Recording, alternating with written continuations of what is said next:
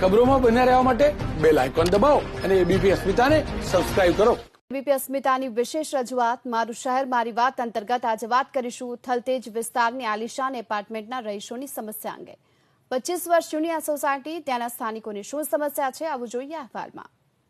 રાજ્ય સરકારે જૂની સોસાયટીઓમાં રીડેવલપમેન્ટ થઈ શકે તે પ્રકારની છૂટ તો આપી છે, પરંતુ અમદાવાદના થલતેજમાં આવેલા આલિશાન એપાર્ટમેન્ટના રહીશો પરેશાન છે. પરેશાનીનું શું કારણ છે, કઈ રીતે લોકો હેરાન થઈ રહ્યા છે તેમને જ પૂછીશું. સાથે જ સરકારે જે નિયમ બનાવ્યો છે તેમાં શું મુશ્કેલી આવી રહી છે તે પણ જાણીશું. આપ શું કહેશો? આલિશાન એપાર્ટમેન્ટ છે, શું મુખ્યત્વે તકલીફ પડે છે? સરકારે તો નિયમ બનાવ્યો, પણ એવી કઈ અગવડ પડે છે જેના કારણે હાલાકી વધી રહી છે અત્યારે? સૌથી પ્રથમ તો એબીપી અસ્મિતાને ખૂબ ખૂબ અભિનંદન અને આભાર. આમ જનતાના પ્રશ્નોને સક્ષમ સત્તા મંડળ સુધી પહોંચાડવા બદલ ખૂબ ખૂબ અભિનંદન.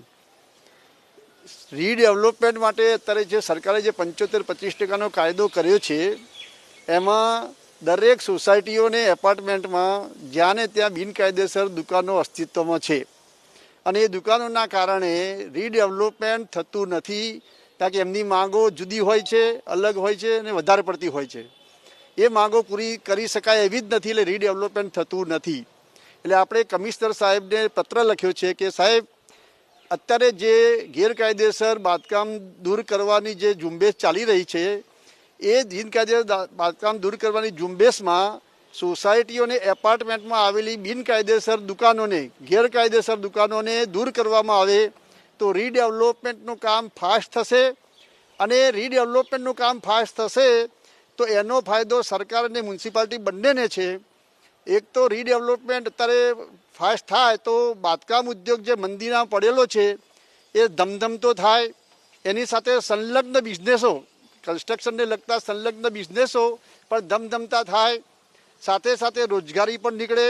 મ્યુનિસિપાલિટીને મોટો ફાયદો જે અત્યારે પાર્કિંગનો માથાનો દુખાવાનો ઊભો થયેલો છે એ પ્રશ્ન સોલ્વ થાય. સાથે સાથે મ્યુનિસિપાલિટીને મિલકત વેરો વધતો જશે, સરકારને સ્ટેમ્પ ડ્યુટીની આવક થશે, સામે સરકારને એક રૂપિયાનું પણ નુકસાન નથી, ખર્ચો એક રૂપિયાનો કરવાનો નથી મ્યુનિસિપાલિટીએ કરવાનો. તો પછી આ બાબતમાં મ્યુનિસિપાલિટી અને સરકારે શા માટે આગળ અગ્રમ ભાગ ના ભજવવો જોઈએ? ભાઈ, તમે શું કહેશો? અત્યારે જે તકલીફ પડે છે આલિશાન એપાર્ટમેન્ટમાં, શું પરેશાની છે? નાગરિકોને શું તકલીફ પડે છે? રહીશોને શું પરેશાની થઈ રહી છે? પરેશાની એક તો પાર્કિંગનો બહુ જ પ્રોબ્લેમ છે, બરોબર. બધી એમ્યુનિટીઝ નથી.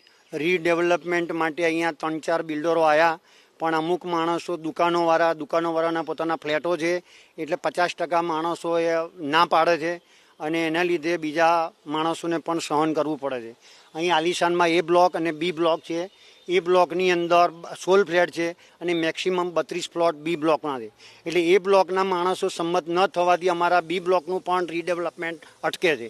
અને રીડેવલપમેન્ટ જો થાય તો અમારા બધા માણસોને નવી એમ્યુનિટીઝ મળે, નવા ફ્લેટ મળે.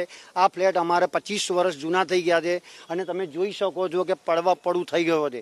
ગમે ત્યારે આ કોલેપ્સ થાય એ પણ શક્યતા છે. એટલે બધી ગેરકાયદેસર દુકાનો પચાવી પાડી છે અને દુકાનોનો ધંધો એમનો ધમધમાટ ચાલતો હોવાથી એ લોકો અહીંથી ખસવા માગતા નથી અને ડિમાન્ડ એટલી મોટી કરે છે અને વચ્ચે રોડા નાખે છે રીડેવલપમેન્ટ માટે, એટલે રીડેવલપમેન્ટ થતું નથી. તમે શું કહેશો? દુકાનો તો છે જ, પરંતુ મકાનો પણ છે, રહેણાંક વિસ્તાર છે, એક બાજુ મેટ્રોની કામગીરી પણ ચાલી રહી છે. શું અગવડ પડે છે અત્યારે? કયા પ્રકારની કામગીરીની તમે જરૂરિયાત માનો છો?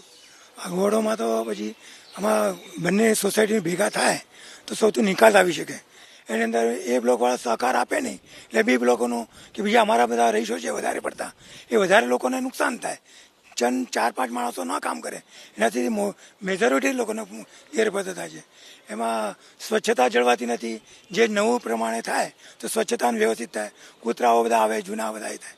એ બીજા બધા મિત્રો અમારા. તમે શું કહેશો? દુકાનો છે એના કારણે શું અગવડ પડે છે? પ્લાન જે મંજૂર થયો કોર્પોરેશન કે આવડામાં, તેમાં કયા પ્રકારની વાત કરવામાં આવીને આજે દુકાનો અત્યારે અસ્તિત્વમાં છે એના કારણે શું તકલીફ પડે છે? દુકાનોના હિસાબે મેઇન તો જે અમારો એ બ્લોક છે એમાં પાર્કિંગ અડધું છે, એના હિસાબે પાર્કિંગમાં બહુ જ મોટો પ્રોબ્લેમ થાય છે. પ્લસ દુકાનોવાળા બી પાર્કિંગ અંદર કરી જાય છે, તેના હિસાબે પાર્કિંગ અમારી વ્યવસ્થા જળવાતી નથી. જે બહુ જ ઓછો પાર્કિંગનો એરિયા જે અમને મળવો જોઈએ બહુ જ ઓછો મળે છે. પ્લસ દુકાનોમાં જે બી કસ્ટમર આવે છે, જે બી કરે છે, બધા બી અંદર પાર્કિંગ કરે છે, જેના હિસાબે બહુ મોટો પ્રોબ્લેમ છે. પ્લસ કૂતરા તો કૂતરાઓ ઘણા બધા છે ફ્લેટમાં, અમે કાઢીએ છીએ, બધું કરીએ, પણ એમાં મ્યુનિસિપાલિટીને કમ્પ્લેન્ટ બી કરવા છતાં એ લઈ જાય છે, પણ સાંજે મૂકી જાય છે કે અમે એની ખસી કરી, પણ મહિના પછી એનું એ જ કે બીજા 10 કૂતરાને જન્મ આપે. એટલે મ્યુનિસિપાલિટી શું કરે એ ખબર નહીં. દર વખતે કમ્પ્લેન્ટ કરવા છતાં બી એનો પ્રોબ્લેમ નથી સોલ્વ થતો. તો મેઇન પ્રોબ્લેમ આ નડે અત્યારે તો દુકાનો હિસાબે પાર્કિંગ અને જગ્યા જે આપણે નથી મળતી અહીંયા. અન્ય લોકો છે તેમને પણ પૂછીશું. ભાઈ, તમે શું કહેશો? અત્યારે શું તકલીફ છે, શું કામગીરીની જરૂરિયાત તમે માનો છો? અત્યારે જે આ લોકોએ વાત કરી એ બહુ પરફેક્ટ વાત કરી છે. બીજી વસ્તુ છે કે અહીંયા સ્માર્ટ સિટીમાં જો આ ડેવલપ થાય તો સ્માર્ટ સિટી માટે બહુ કામમાં ઉપયોગી થાય. અત્યારે હાલ એવું છે કે સોનાની મેઘમાં લોડાની મેઘમાં સોનાની મેઘ મારવા જેવી વાત થઈ ગઈ. તો સ્માર્ટ સિટીમાં જો આનું જો ડેવલપમેન્ટ થાય તો સ્માર્ટ સિટી માટે બહુ સારામાં સારો પ્રોબ્લેમ સોલ્વ થઈ જાય. બીજી એક વસ્તુ છે કે આ જે એન્ટ્રન્સ અહીંયા આ બાજુ છે અને પેલી બાજુ બી એન્ટ્રન્સ છે, એ પેલી બાજુનો એન્ટ્રન્સ અમારો બંધ છે. એના કારણે ઘણીવાર પાર્કિંગનો અને આવવા જવાનો પ્રોબ્લેમ ઘણા બધા થાય છે. એના કારણે ઘણીવાર પ્રોબ્લેમના કારણે પાર્કિંગના બહુ પ્રોબ્લેમ થાય છે. એના કારણે ઘણા ઝઘડા બી થાય છે, અંદર ઇન્ટરનલ ઝઘડા બહુ થાય છે. આ ઝઘડા ન થાય અને એ જો પ્રોબ્લેમ સોલ્વ થાય અને જો પાર્કિંગનું વ્યવસ્થા વ્યવસ્થિત થઈ જાય, જો દુકાનોથી સેટ હટી જાય અને વ્યવસ્થિત થઈ જાય તો પાર્કિંગનો પ્રોબ્લેમ અમારો મોટો સોલ્વ થઈ જાય.